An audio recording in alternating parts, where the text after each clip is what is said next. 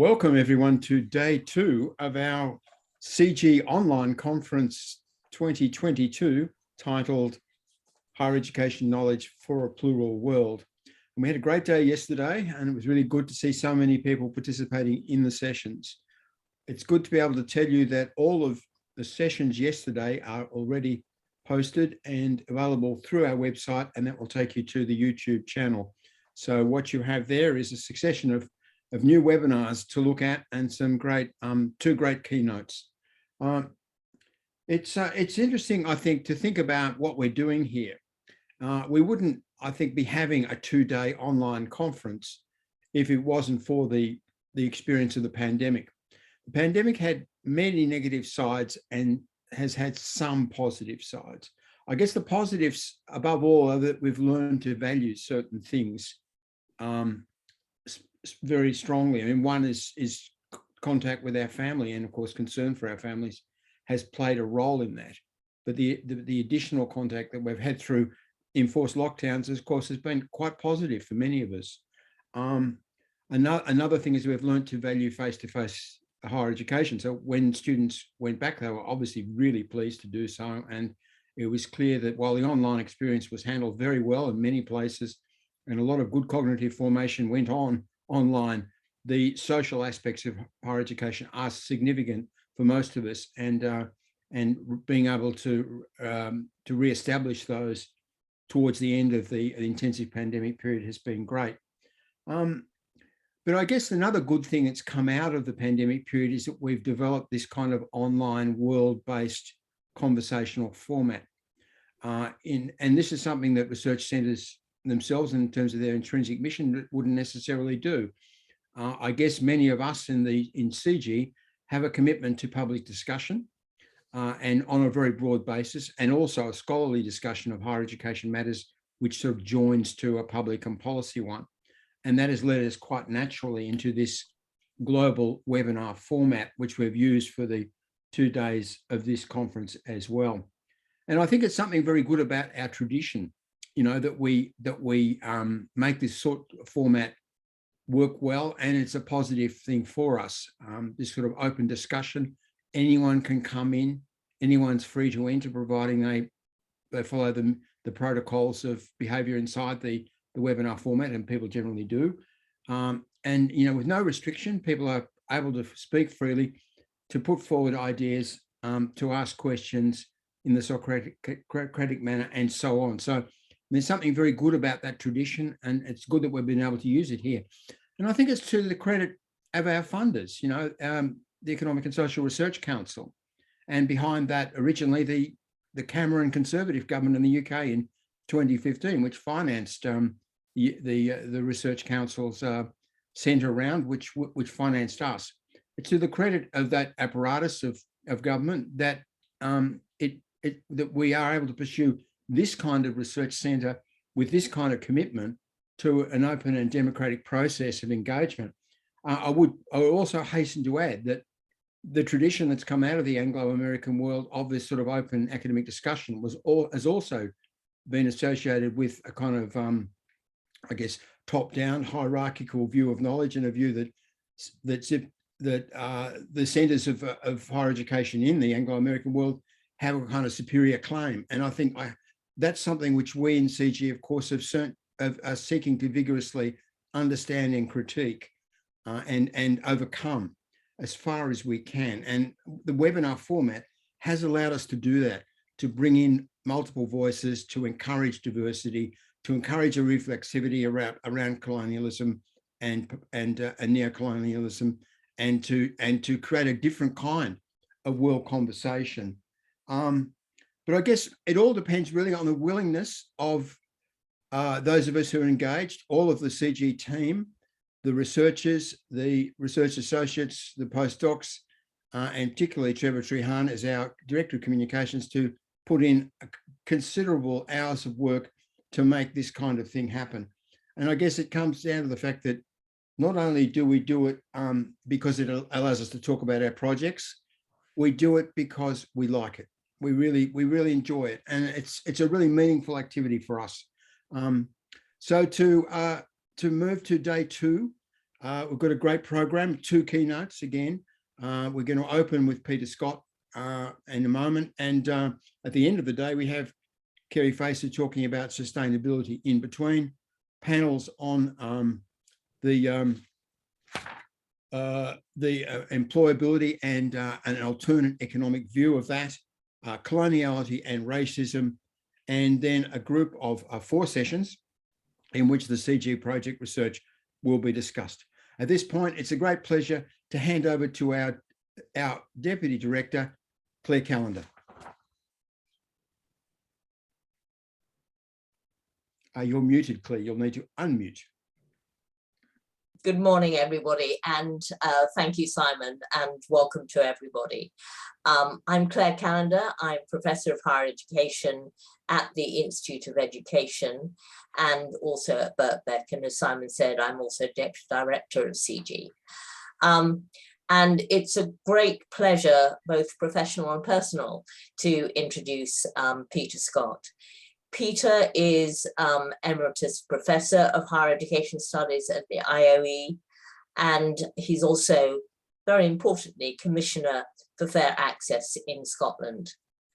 And Peter's new book, Retreat or Resolution, about the crisis of mass higher education, captures some of Peter's, I would say, very special and unique qualities and his experiences as an academic, as an HE leader, and we'd now say influencer, and a senior manager in higher education, and as a higher education journalist. And the wealth of these experiences and the different perspectives that they afford permeate his book and making it a really exciting read. And I would say compulsory for anybody interested in higher education. So it's with great honour to invite Peter to give this year's Burton Clark lecture. And just to say, a fuller version of his lecture is available on the CGHE website. Peter, over to you. Thank you very much, Claire, and thank you, everyone. It's obviously a great honour to be asked to give the annual Burton Clark lecture on higher education at the CGHE annual conference. I met Bob Clark a few times and very much admire, and of course still admire, his work. Although my own centre of gravity on the West Coast was in Northern California in Berkeley rather than UCLA. But Bob Clark was one of a handful of pioneering sociologists and political scientists who from the 1970s onwards chose to focus on the study of higher education. And in effect, he and his colleagues founded our field of study. His triangle of coordination, state, market, academic, profession, later ideas in the entrepreneurial university. These ideas are up there with Martin Tro's elite mass universal higher education kind of triptych as one of the headline conceptualisations that shaped our understanding of higher education systems. I'm just going to pause while I share my screen with you.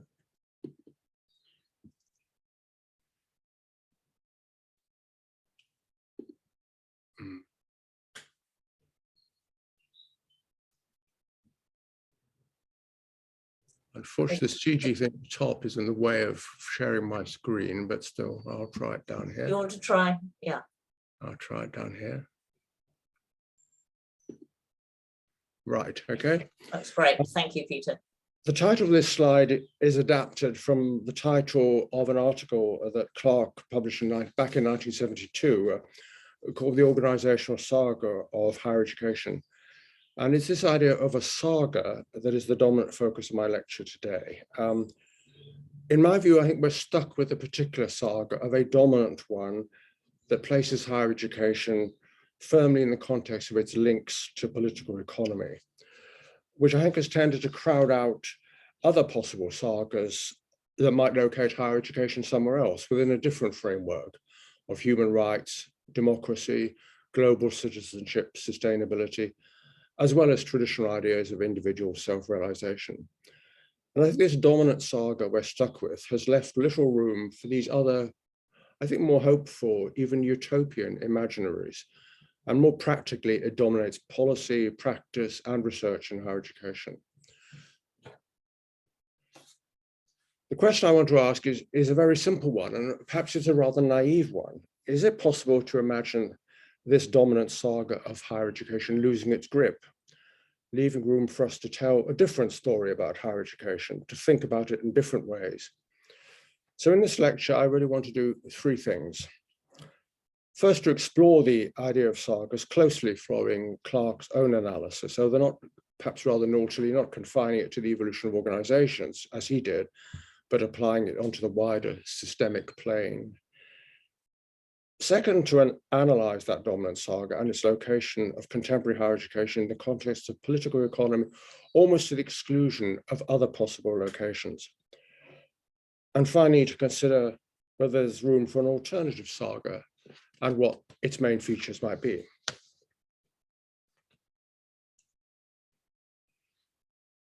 The core of Clark's article was the study of three liberal arts colleges in the US, Reed, Swarthmore, and Antioch. And he was interested in what those institutions, what was special about them, how support for them and belief in their own institutional saga was mobilized, and of course, the principal organizational instruments for achieving this support and belief. Now, I think we sort of all recognize there are institutional sagas, even if nowadays they're often expressed in the rather atrophied language of brands, or perhaps even worse, in the kind of impoverished visual language of logos. After all, we all have mission statements, even if they sometimes seem rather interchangeable. Now, I know I'm taking a bit of a risk by extending Clark's idea of organizational sagas at the institutional level to the higher systemic level, but I believe it is possible to think of system level sagas. And I think sagas, following Clark, institutional or systemic, have two core elements. First, they tell rational stories embodied in structures, organizations, professional careers, and all the rest. These make up what I'm going to call the foreground. But second, sagas also have non-structural, even affective elements, which is why I used the word imaginaries earlier. And the solid structures of the foreground, I think, are animated by these imaginaries. They make up, again, it's my term, not Clark's, the hinterland. Now, these imaginaries can, I suppose, be treated as a kind of immaterial structure, patterns of belief or normative structures. But maybe I think that sort of imposes too much solidity at the expense of the rather intangibility, even fluidity of that aspect of sagas. Alternatively, we can see them, I suppose, simply just as ideology. But again, I believe that is to treat the affect that is a key element within sagas in a much too reductionist way for two reasons. First, I have a kind of instinctive intellectual suspicion of boo words and boo concepts like marketization and managerialization, even if emotionally and politically I kind of identify with these critiques. I think they oversimplify, they conflate structural and non-structural elements. For example, contemporary universities are large and complex organizations that have to be professionally managed.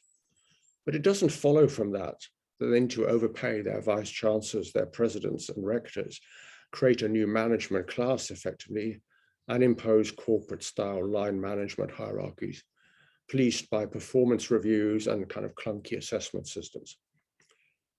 And my second reason for being a bit skeptical is the effective hinterland, in my view, is much more instinctive and very highly internalized. Unlike the foreground, the structural elements of sagas, it can actually be largely silent. It resides in shared beliefs on which loyalty, even solidarity, are built.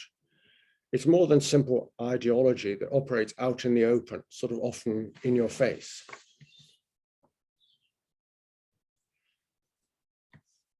In the second part of my lecture, I want to turn to the current dominant saga, which, as I said, has become so pervasive that it's tended to crowd out all others. It's based on conceiving of higher education almost exclusively in terms of its relationship to political economy. I've deliberately used political economy, a kind of wide category embracing political, economic, and socioeconomic domains, and perhaps even cultural change if you want to stretch it. And as I said, I'm not particularly concerned with ideology in an overt sense. This lecture is not a rant against neoliberalism, however justified that kind of rant might be. So when I say contemporary higher education is seen almost exclusively in its terms of its relationships to political economy, what I have in mind is its inevitable kind of entry into the wider social space because of the mass expansion over the past half century.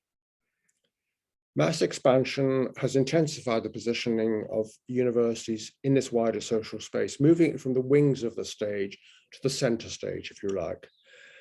And this is apparent in so many ways that we're very familiar with: the increasing cost of maintaining mass systems, and consequently the inevitable debates about how best to fund them: state funding, tuition fees, income generation of various sorts, universities as knowledge business, and the rest. Second, the key experience of higher education now plays in fixing kind of future lifestyles, and as a result, establishing social and cultural trends, perhaps, and establishing personal identities even. The graduate society, if you like. Now, lurking there, I think, is a much wider debate, which I don't have time for today. The supposed contest between cosmopolitanism, sometimes glossed as graduates, and kind of populism in UK terms, the kind of left behind. And third, its equally key role as a shaper of the economy, whether through universities' role in terms of the research that's the source of many of the often quite socially disruptive technologies and wider innovation, or in their role as the molder of new kinds of professional identity, often rooted in business and social sciences, what I suppose we often think of as the knowledge economy. Now, these ways in which contemporary higher education has entered more fully into the social space are kind of structural rather than ideological. They're effect rather than affect. So in one sense, the entry of higher education more directly into the wider social space can be regarded as an inevitable outcome of mass expansion. And just as higher education has come to occupy a much more central place in society, so society has begun to talk back to higher education in increasingly direct ways. I think it's worth noting in passing that much the same has happened more broadly to science and knowledge. The idea of the knowledge society is sometimes rather complacently seen as a largely one-way process, kind of knowledge pervading society, but it also involves knowledge pervading society, pervading knowledge, again, talking back. Sagas, let me recall, have two aspects: the structural and the organizational on the one hand, and the effective, or if you insist, the ideological on the other. And I've labeled these the foreground and the hinterland. The dominant saga, the tight linkage between contemporary higher education and political economy, has remained a constant organizational foreground, I argue, but it's been accompanied by two rather different affective hinterlands. The first, although technically superseded, has not really been entirely displaced, and that is the primary focus on social reform and perhaps the welfare state, we would have once said, as a kind of organizing principle. And this emphasized the need to expand higher education opportunities to much wider, even to majority populations, and also the university's weightier social responsibilities. And the second hinterland, which is perhaps more dominant, is the pervasive belief in the power of the market as the primary organizing principle of society. Its structural form, legitimized by ideas of individualism, even neoliberalism, if you like, its kind of affective hinterland. And the emphasis on the power of the market, and alongside it, the growing conviction that codified knowledge and structured skills have become primary commodities in their own right in a post-industrial economy. This has led to the purposes of the university being redefined, and with it, most of its practices. So mass higher education made it inevitable that higher education would move center stage within the social space, I think for largely structural reasons. But the development of mass higher education can also be seen through a more ideological, or at any rate, effective lens, as part of the larger reform project that combined social utopianism, building a just society, with a new kind of economic pragmatism, conjuring growth from higher skills and improved productivity, and also from research-led innovation, which created the surplus to build that just society. And as mass higher education entered more fully into the social, This was the wider saga it encountered, or vivid and recent memories of it at any rate, and of course to which higher education itself powerfully contributed.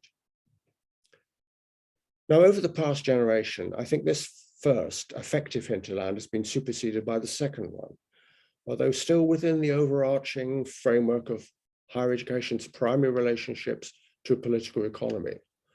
I think it's rather misleading, therefore, to think in terms of a kind of welfare state Arcadia, liberal Arcadia of the past, and a kind of now a neoliberal dystopia, because that conceals the essential continuity, higher education in the context of political economy. But clearly there have been very important changes. The overriding belief in social reform has been not entirely replaced, but certainly substantially replaced by a focus on individual advancement, largely in material terms, best served supposedly by a reversion to more purely market arrangements.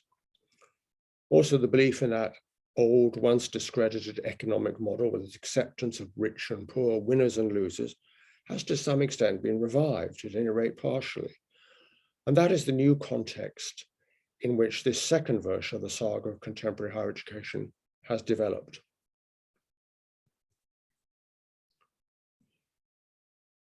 When the emphasis on social reform was dominant within the wider political economy, the overarching theme, as I said, was the entry of higher education more fully into the social space. Now, with a new emphasis on the efficiency of the market, that theme has become the entry of higher education into an essentially transactional space, even if some care needs to be taken before immediately reducing these transactions simply to market transactions, at any rate, in a pure sense. In this space, however labeled, most relationships between research and its users, between students and their teachers, and students and bodies of academic and professional knowledge, between academics or academics as colleagues, and between them and their employing universities, between universities themselves, whether collaborative arrangements or possibly more likely these days competitive in character, between universities and their communities, between universities and the state. All these relationships are now regarded essentially as transactional. Indeed, the wider political economy is now regarded essentially as a transactional space, with non-market elements exiled to the shrinking periphery. Now, the results of this are all too familiar. First, the predominant role of universities is seen as producing skilled graduates, both in terms of detailed technical and professional skills, but also in what I would call a rather more diffuse kind of entrepreneurial aura that graduates are now meant to have.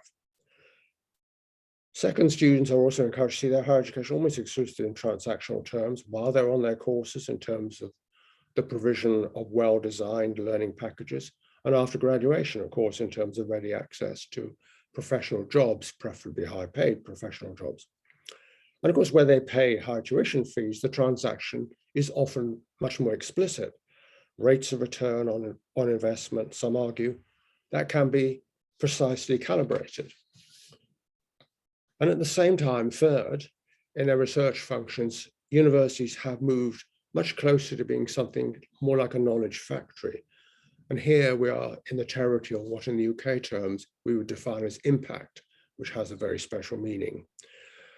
Now, of course, none of this is entirely new. Universities have always serviced professional society in a way that was where their origins were in the 19th century, whether it was the state, civil servants and teachers, or industry and commerce, engineers and lawyers, and so on. Mass higher education systems, moreover, incorporated institutions with historically strong vocational missions. And also the utilitarian origins and goals of much of university research have always been transparent. But I think a step change has taken place. And what has changed in the current market suffuse saga of higher education is not just that this focus on higher education as an instrument of economic advancement with a little bit of social improvement perhaps on the side, that has greatly intensified, but also that concrete and detailed systems and practices have been established that both embody and also impose that focus. Now, examples of these systems and practices are everywhere. Contractual relationships between universities and their funders, particularly the state often, but also students where they pay fees. New forms of governance and management designed to manage these multiple contractual relationships and also to reorientate universities more as knowledge business or innovation hubs, whatever language you prefer. And that's been accompanied by a new organizational style, which has been often labeled pejoratively as managerialism. The increasing definition of academic success in terms of rather reductionist metrics focused on inputs and outputs and production, and the parallel redefinition of student learning in terms of satisfaction, again, with a rather special meaning, experience, grades, jobs, and so on. And rankings, whether unofficial league tables in the media or official assessment regimes, explicitly designed, I think, to excite market competition, not always very successfully, and to police the delivery of predefined objectives. Now, that's a list that can be easily elaborated and extended, but my purpose in this lecture is not to go into detail about trends that are rather achingly familiar, but rather to see how they contribute to and reflect the dominant saga of contemporary higher education. So to recap at this stage, my argument is this: mass expansion and the larger social and economic changes that ran alongside it broke down the walls behind which the university had previously sheltered to some degree, and not just in a structural sense, but also in an affective sense. It entered into the social, and society began to talk back to the university in much more powerful ways.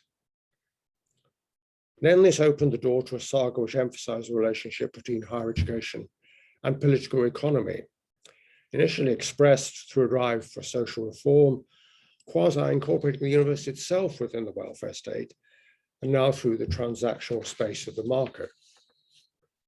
And finally, many of the practices and policies with which we are so familiar reflect and embody that saga, and they've now become dominant. Even older practices based on different principles, such as peer review, for example, have been used and changed to bolster this new order.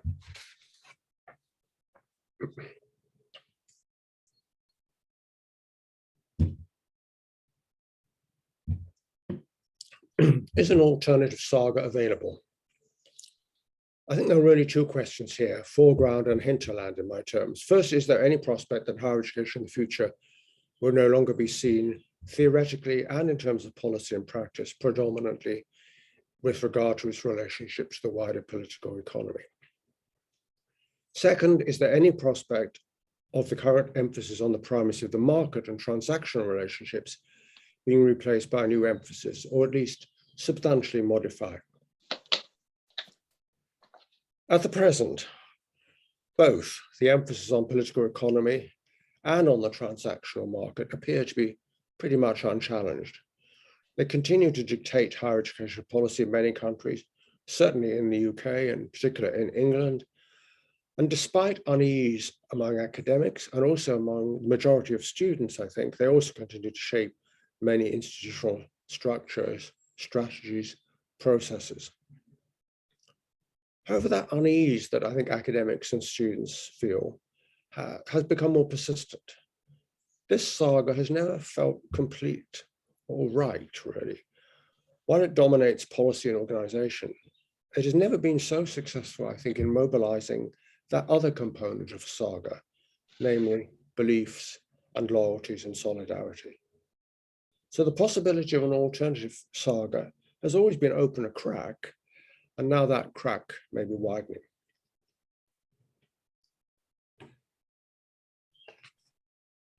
One reason for that is that the wider political economy itself seems to be shifting. For example, in the aftermath of the unparalleled restrictions and equally unparalleled increases in public spending as a result of the COVID pandemic, the model that was established of a small state, deregulation state, never, of course, put into complete practice, has come under a lot of pressure. So I think it seems reasonable to predict that the 2020s will end up being very different from the 2010s. Only time, of course, will tell whether they will mark as clear a punctuation point as the shift from welfare state to the market in the 1980s, which itself was never complete. And the case for believing in significant change, I think, is strengthened by the increasing resentment of the income and wealth gaps that have yawned in many countries during the 30 years of neoliberal ascendancy. however vacuous the rhetoric, for example, here in the UK about levelling up, or insincere the concern for the left behind, there does seem to have been a shift in public mood. No one in the UK, at any rate, is now saying how relaxed they are about the filthy rich, as the Labour cabinet minister, Peter Mandelson, proudly proclaimed in 1999 to a group of Silicon Valley executives. And I think this shift in public mood reflects deeper changes. And just two I'll mention, because I think they're particularly worth mentioning. The first is a renewed emphasis on human rights, the outcome of a new sense of the fragility of democracy, most dramatically, I suppose, on display now in Ukraine, but in many other countries as well. We shouldn't be too Eurocentric here. And the uprising of previously marginalized and oppressed groups, examples including Me Too, Black Lives Matter, campaigns on gender identity, new focus on coloniality, and so on. We're very familiar with this.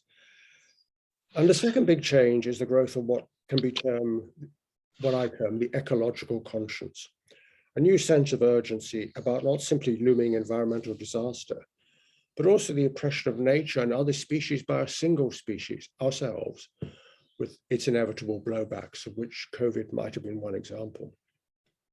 Now, a lecture on higher education is not the place to pursue these issues further, but there does appear to be growing resistance to seeing the wider political economy as an overwhelming transactional space only, and a longing to define the wider political economy relations in more human terms, I think. And that chimes with the enduring unease within higher education about regarding it simply as a transactional space, filled with targets, metrics, deliverables, performance, with much else missing. And together, I think they open up the possibility of a new saga.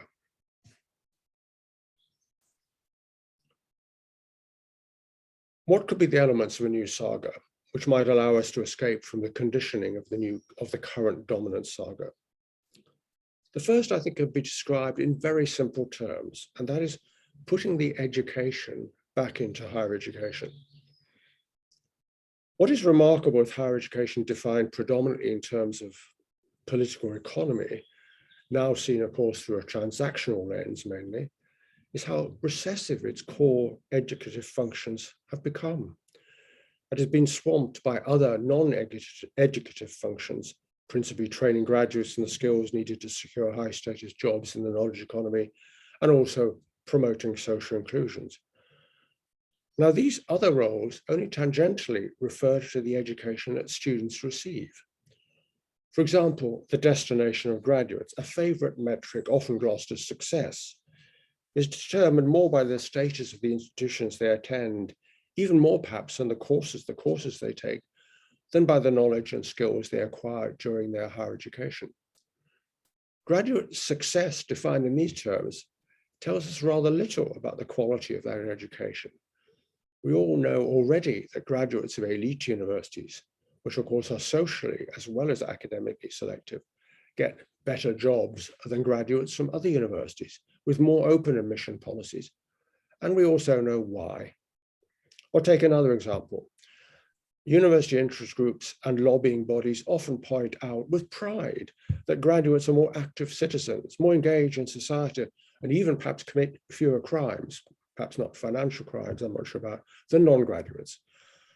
But almost certainly, this simply reflects the higher social status, greater economic security, and stronger stake in society enjoyed by the social classes in which graduates are disproportionately drawn still. Again, it's far from clear the actual education they receive contributes to their greater engagement with society or their greater lawfulness. Now, this emphasis on externalities sits uneasily with the experience of both teachers and students. Instead, I think we experience and we practice university education differently, as primarily an educative function, which has many beneficial economic and social spin-offs, of course, but at the heart, the university education is not about these spin-offs. It's about the intellectual formation and self-realization of individual students, and of course of academics who go on learning throughout their lives. Imagination, intellectual growth, criticality, these are the core attributes. And these attributes are achieved through multiple engagements with teachers and other students crucially, of course, with bodies of knowledge and professional cultures, and also, I have to admit, to some degree, with wider society and culture. And all these engagements are complex, subtle, and inherently reflexive. It's hard to pre-plan and pre-package higher education in a transactional marketplace with the learning outcomes guaranteed, still less high status and high pay graduate jobs. Now, expressing the core of higher education experience in these terms is not to assert that higher education is superior or special. I believe that in a sense, the educative process in schools, even primary schools, is actually rather similar. Nor is it to ignore the professional orientation of many university courses, but simply to argue that professional education in a higher education setting has educative dimensions that are regarded as crucial to the formation of future professionals and go beyond the development of expert technical skills. Nor, of course, is it a reactionary defense of traditional teaching styles, the perhaps archaic organization of the academic year, or the often over-rigid taxonomy of traditional disciplines. But it is simply to assert that beneath and beyond these things, higher education is fundamentally about education. Why does that sound controversial? The second element is to rate the university more strongly to democracy at the expense of, or perhaps alongside its current dominant association with political economy. At any rate, is embodied by the bureaucratic state in the market. In the past, I think autonomy and accountability came to be regarded as a kind of zero-sum game. By entering society, universities lost a bit of themselves. But is this correct? And is it inevitable? The fear that autonomy and accountability are inherently opposed arises from the way in which in recent decades, higher education has been yoked to a particular view of political economy. And this required the subordination of universities to the bureaucratic state, first as a burgeoning welfare state within which mass higher education itself was positioned, and later as the regulator of a higher education market. Under different conditions, with a different view of political economy, the relationship between autonomy and accountability has the potential, I think, to become very different and much more reflexive. I think there are three contexts within which a stronger relationship with democracy can be developed.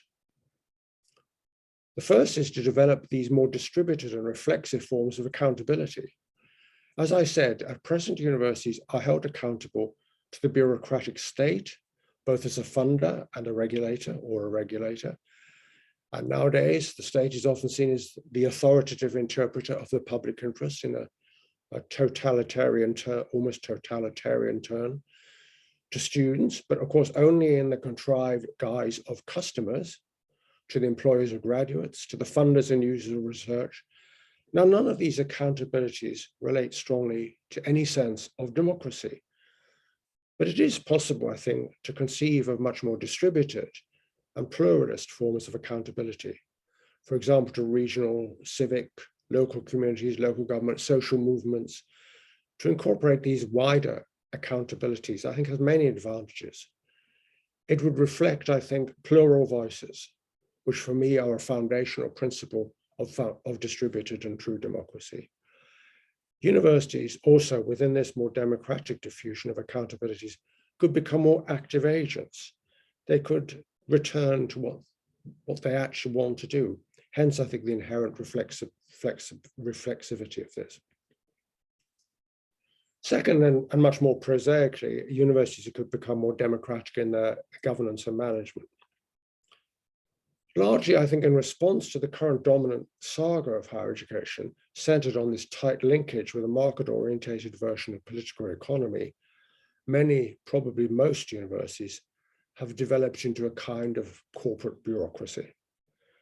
And in the process, of course, they have developed a significant democratic deficit in their internal working. Academic self-government has tended to wither. Power has been concentrated in the hands of a new management class, of course, drawn from the academic community. Now, of course, there can be no return to what was always probably an imagined first place, a Donish dominion, which was at the best a professorial oligarchy, perhaps with many of the worst features. But if there is a shift in the saga of higher education, this drift towards corporate culture might no longer appear quite so inevitable. Third, I think most important, universities should struggle to incorporate democratic agendas into their teaching and research. Social justice, human rights, environmental rebalancing. The development of more open and distributed systems of knowledge production, and therefore conceptions of what is actually valid knowledge, and consequently of much, much more highly contextualized disciplines. And alongside that, the growth of mass higher education systems with students drawn from much wider social groups.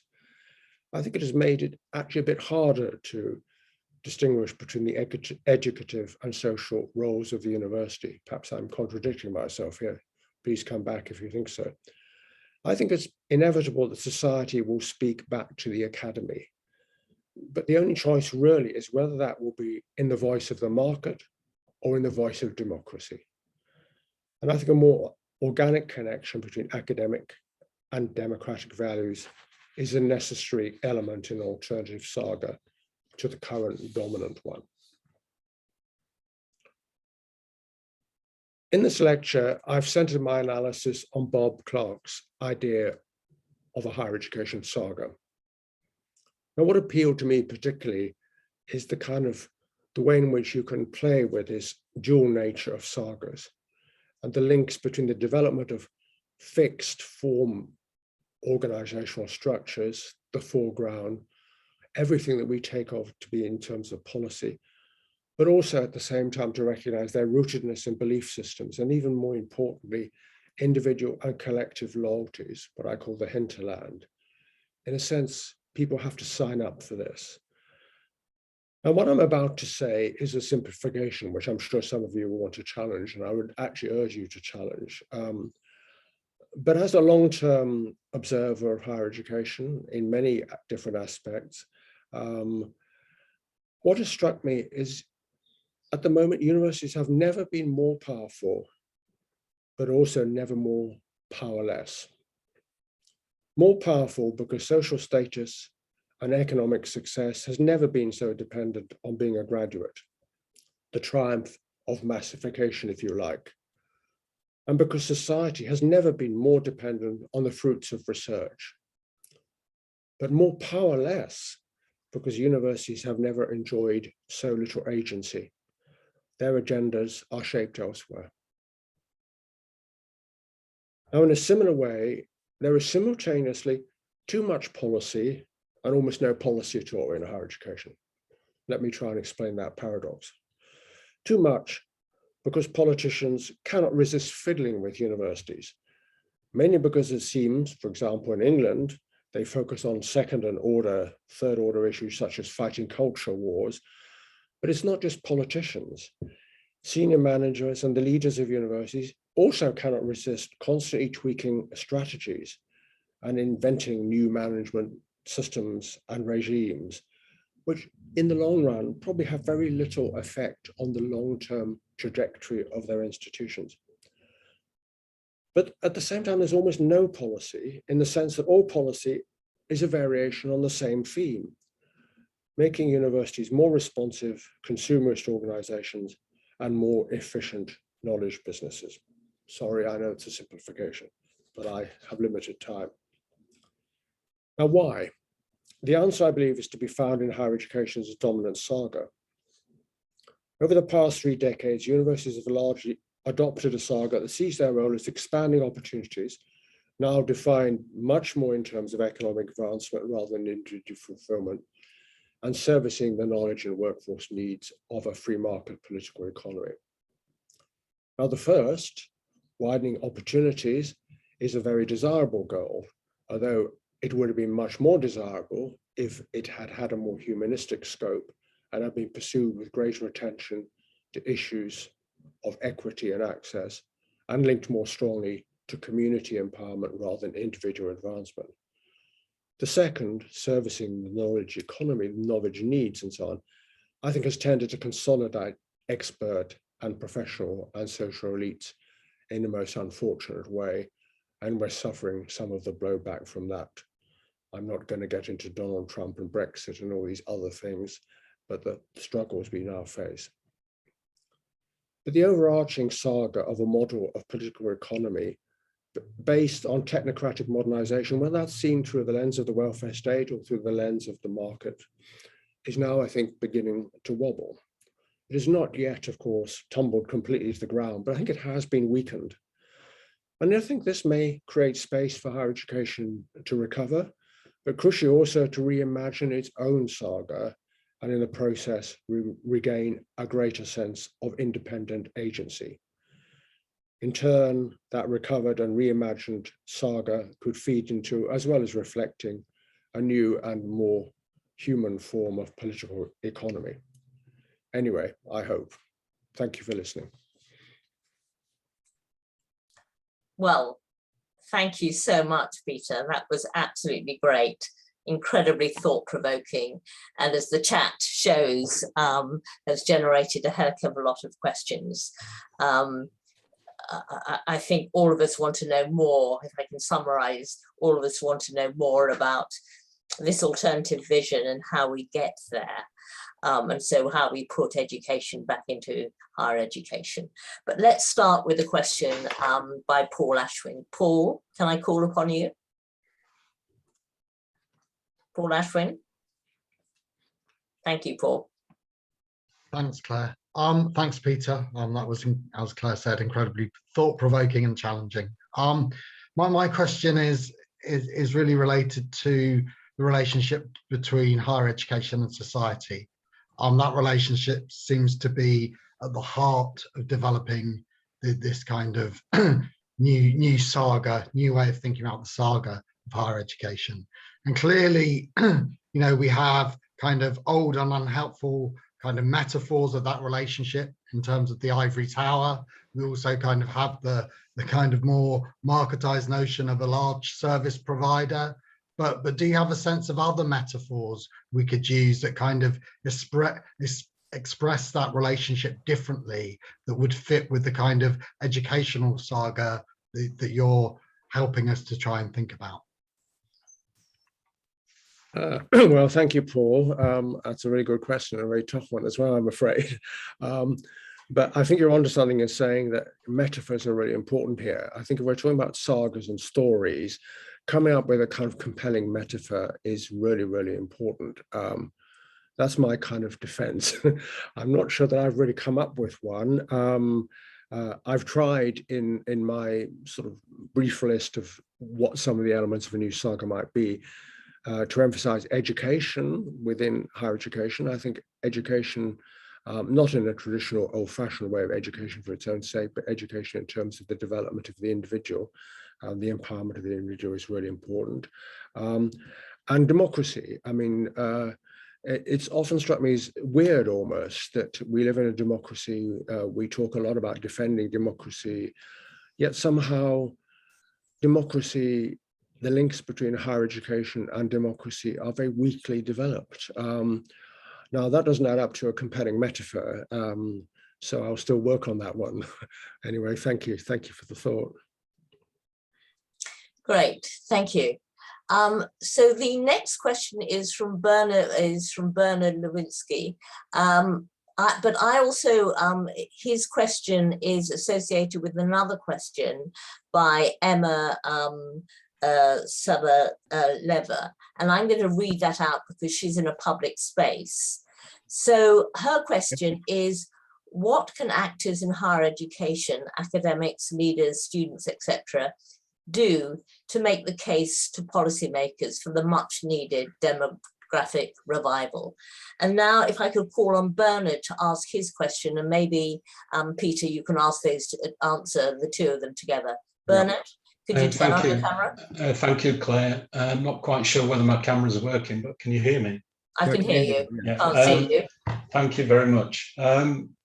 Acknowledge the kind of shifting, the possibility of a shifting political economy, but I think nearly 700 pages of the recent OFS consultation documents suggest increased state regulation. Much, as you suggest in your book, you talk about a dirigist regulation. I just wondered how this transition to a new democratic saga might be undertaken. And also what Emma's question about, what can academics and leaders and students do for this more democratic, a democratic revival? Well, I mean, those questions are linked, but I think they're slightly different. So let me try and take Emma's first. What can academics and students do? Well, I think the obvious answer is assert themselves more strongly. I don't want to start waving a flag for trade unionism or anything like that, or over-activism among students. But I think there is a degree in which people in universities feel rather on the back foot all the time. They're always having to defend themselves rather than assert their own values and their own beliefs. So I think it's a degree of self-confidence that's needed. Now that's something which I think is actually much wider than in universities, is pervasive in society. We sort of, although we sort of secretly and privately in our personal spaces object to a lot of things that are happening in the public domain, we're rather reluctant to stand up and be counted for that. Now, I think that's partly a reflection of the fact that the state has become very powerful, even in democracies. Partly, I think, the effect of social media, fear of being demonized in some way, and perhaps a sense of deference, which is always struck me as at odds with living in a democratic society. So I think universities, from their leaders down to the students, should actually be much more assertive in standing up for things they believe in. I'm often struck by a kind of dissonance between what people say privately and what they're prepared to say publicly, and we need to bridge that gap. Bernard's question I've almost forgotten now. I mentioned the OFS, I know. Could you remind me just briefly? Yeah, it was about acknowledging the political shift and acknowledging the dirigist regulation as personified by nearly 700 pages of Office for Student consultation documents. I just wondered how this transition to a new democratic state might be undertaken. Yeah, well, that's a good question as well. I mean, I think it's very interesting. I think the UK makes a really interesting case study of, in a way, the shrinking of university autonomy. Legally, of course, UK universities have a very high degree of autonomy. In practice, that's been shrunk very much over the years. And mainly because I think the state, both in the new Labour years and now currently, although they're asking for different things, both felt that they operated on the principle of something for something. They gave money to universities. What were universities going to do for them? Also in the kind of language of modernization and that we have to modernize things, and that requires goals to be set, deliverables to be identified, and so on. So it's not simply an ideological process to interfere with university. It's almost a kind of structural, technocratic sort of dimension that this is how we see things, and it's not confined to universities, of course. How you reverse it? Well, I think we, again, strongly need to assert that in democracies, the open society, civil society is essential. I mean, the state, even for someone like me who's from the left, I mean, the state does not decide everything. And second, as I hinted earlier, we should try and distribute the powers of the state. It doesn't always work well. If you look at the relationship with the federal government and the states in the United States, but on the whole, in the UK, for example, the experience of devolution, I think, has been good. I think it's great that Scotland pursues quite different higher education policies from England. We should rejoice with that pluralism. We shouldn't see it as a problem to be ironed out. So those two things, I think, first of all, asserting much more strongly the claims of civil society and open society, and seeing universities as key institutions within open societies. And also, I think, seeing the state less in terms of an over-centralized Whitehall, Westminster machine, or Washington machine, or Paris machine, or however you like to describe it, and see it much more as distributed among many different kind of layers and agencies. Thank you very much. Thank you. Great. Can I call upon Mike Radcliffe? Mike. Thank you. Inevitably, Peter, you turned to this very issue after I posed the question. It's one of the drawbacks of this format. But I was wondering about the kind of access part of the saga, that sense that drove people to change higher education in the 19th century, reforming movements, admission of religious communities and genders that hadn't been represented. And then in the 20th century, and moments like the Open University, which kind of sit alongside those distinctive colleges, those Reeds and Antiochs, in trying to say, well, let's do something, let's get people in a different way. And whether that is still part of a theme that runs through higher education, and how much that is not just tied to the political economy of let's get more people to get more skills to get more jobs, but actually something that's deeper than that, and whether that still exists and whether that could be nurtured more. Yeah, it still exists, certainly. I mean, I think all governments, will always assert the need for wider access and increased participation. I mean, perhaps on the far right fringes, there might be objections to that, but generally there's a very strong consensus that wider access is something that should be pursued. But it has to sit alongside an agenda which is about success and achievement and so on. And sometimes these two agendas jar against each other. And there's an attempt to reconcile them by saying, well, of course, there's no point allowing people from disadvantaged groups access to higher education if they can't achieve the same things, the same success as a regular student from a more socially advantaged background. But that, of course, begs many questions. I mean, we live in an unequal society. People from socially advantaged backgrounds who go to elite institutions are more successful, as I tried to say in my lecture, for reasons that have very little to do with their higher education. So if we make that the standard against which we judge the success of access and participation policies, that's going to act as a kind of constant brake, a drag on them, I think. So I think we have to be more adventurous, and we have to define success in different kinds of ways. But no, obviously, I mean, looking particularly at my role as Commissioner for Fair Access in Scotland, I mean, this is something that I kind of passionately believe in. How could most of us not? I suspect a very large number of people watching this webinar, this conference, are probably first-generation students.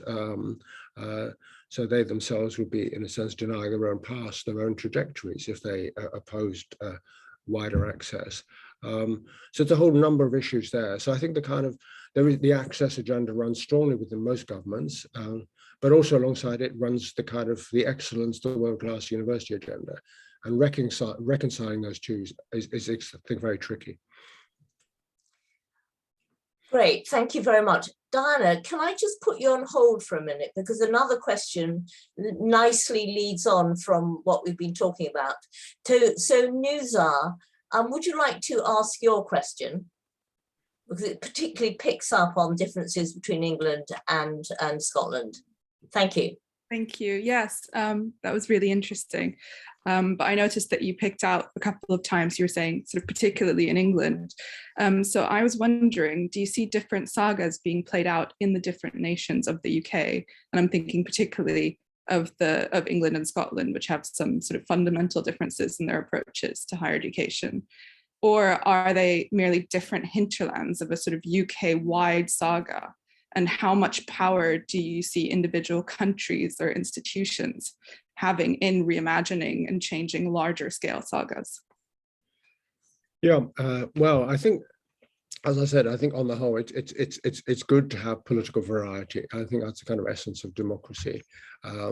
We shouldn't have monolithic policies. There are, of course, very substantial and very obvious high-level policy difference in England and Scotland. The most example is if you're a Scottish student, you don't pay fees. If you're an English student and you go to Scotland, of course, you do pay fees.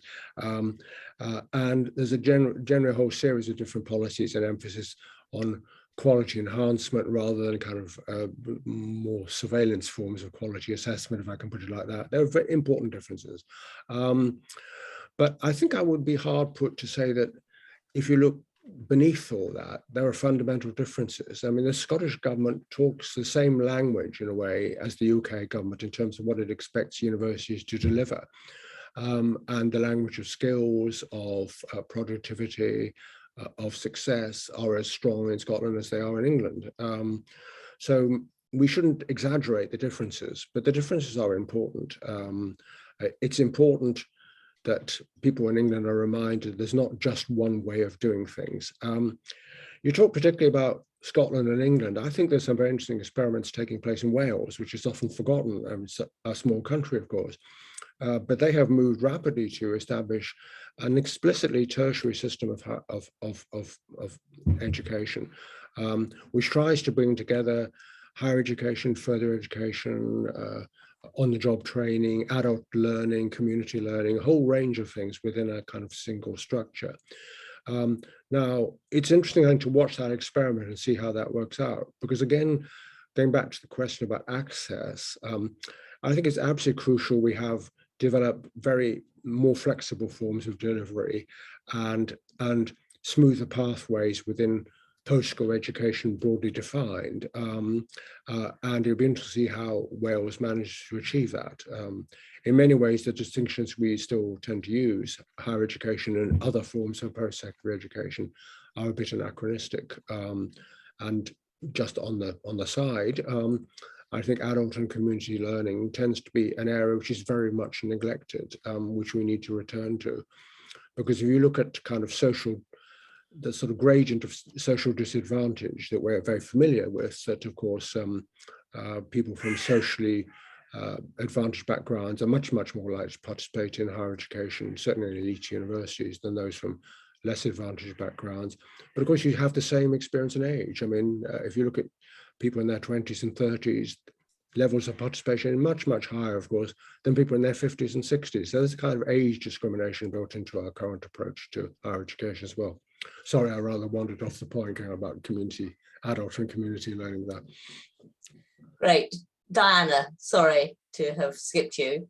No, I thought that was a very good link. And in fact, my question is a bit about access in a sense, because I very much like your new Saga and its focus on democracy, and wonder if you'd consider an element of the new Saga being the post-COVID move towards more online and hybrid learning.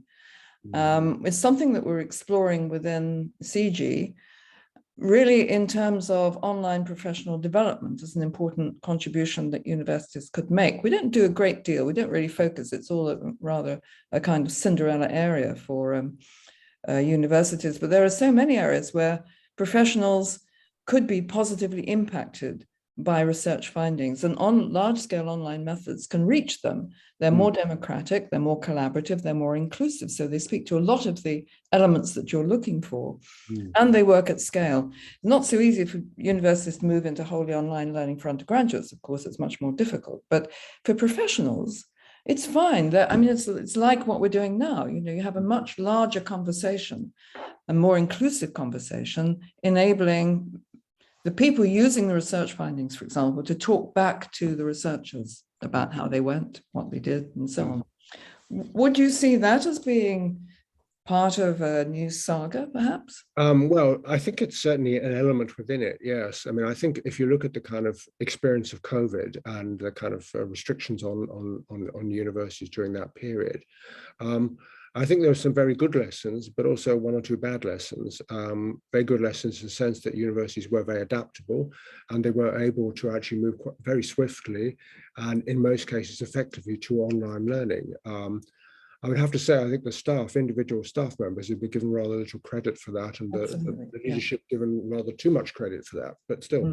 But then, I mean, thinking again from an access point of view, you do have to address, I think, issues of digital poverty, that some people simply don't have access to the IT infrastructure and equipment. I did a report in Scotland looking at the impact of COVID on fair access. and had many meetings, virtual, of course, at the time, with colleges and universities. And I was struck by the fact that particularly in colleges, poorer students, they were trying to navigate this through a mobile phone, really.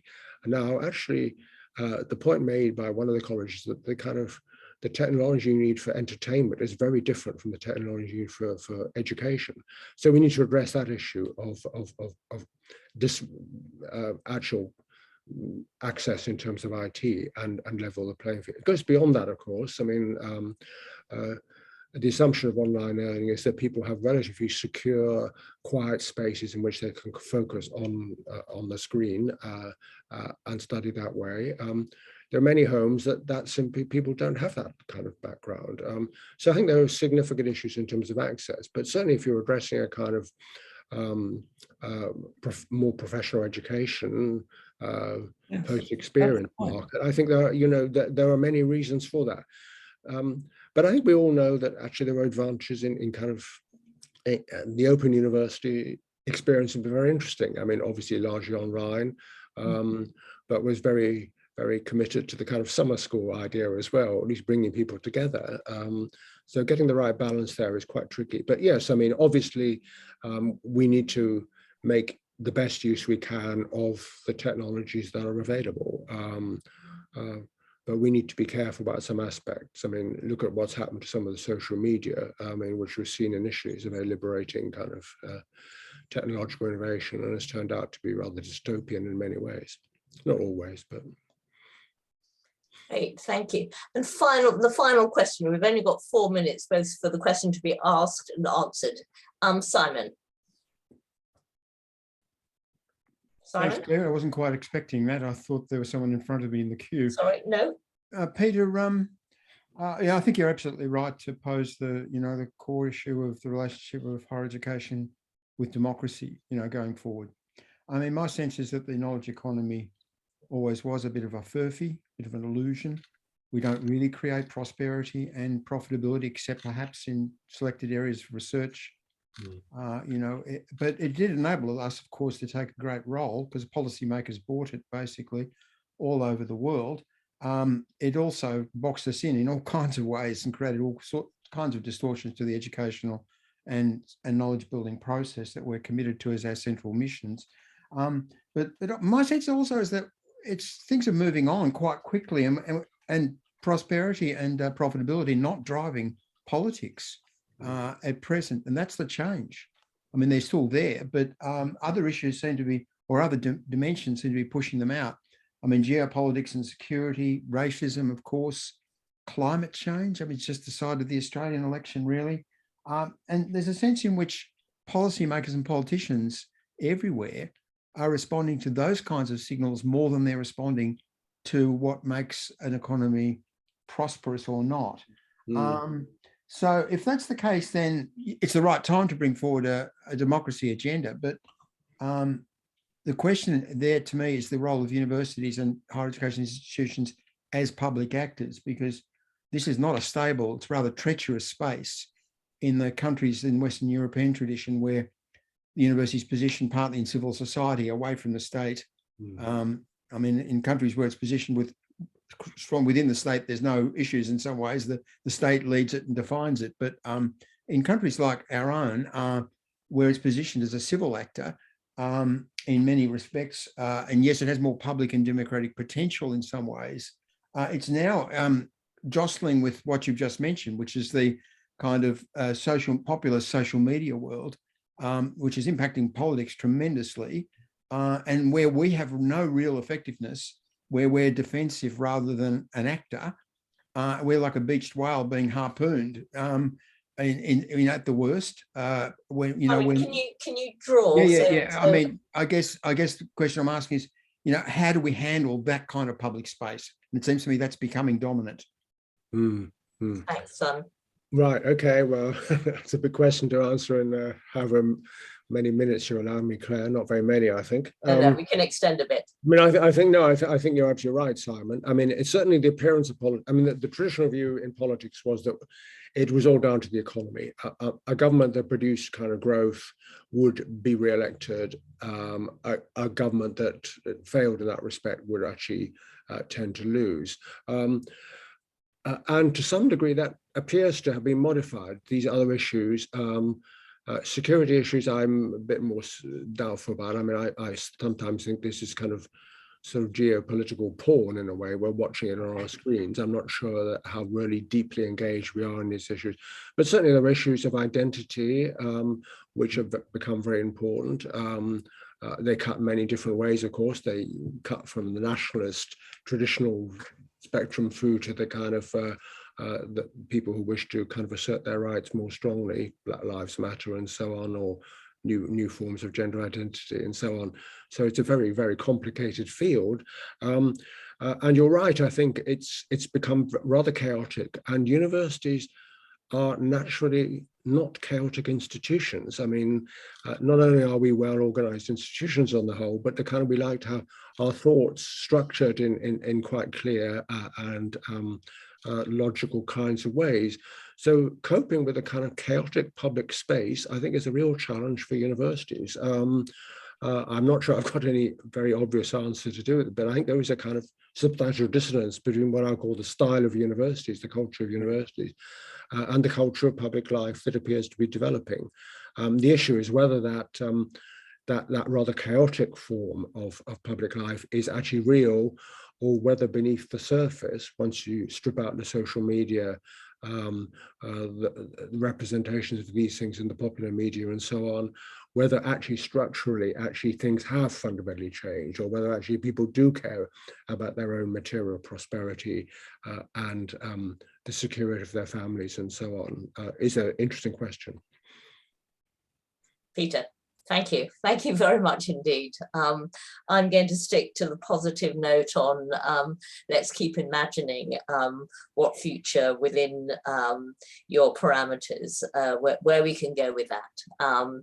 And just to thank you once again for your contribution and for fielding all the questions, and just my applause. Thank you very much indeed, Peter.